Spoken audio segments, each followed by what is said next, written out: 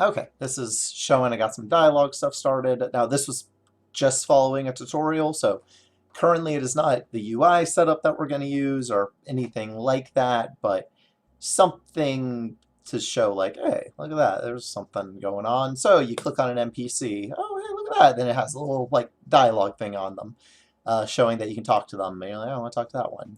Anyways, tiny things I did. You can't click on another NPC while moving. You have to wait until that little dialog box pops up before you can click on them. Yada, yada, yada. You can't click on another NPC to interrupt your movement. You have to wait until you get to a location to talk to the NPC. Anyways, those are all very tiny things. So you talk to the person. The mouse still does change if you're hovering over another person during this, which is something I would need to change. Anyways, that's so the way this is set up is it puts a dialogue up here and then it gives you options. So if we want to have branching dialogue, that can be set up. I don't know if we want to do that or not, but I know how to an extent. I know how to. So we click that, and then it pops up the menu of like, oh, things to do. So I'm gonna talk about the cave, and then it's, oh, here's all the information about the cave. It's this weird like scrolling bar, and I'm definitely not gonna do that because I haven't seen anything else do that.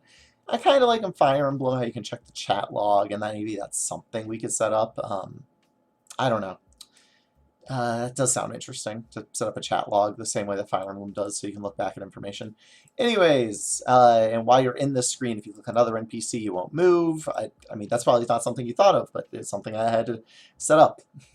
Anyway, so you leave, and then it has an extra one. And then after you are finished with your conversation, you can click on an NPC, another NPC, and move over to them and interact with stuff again.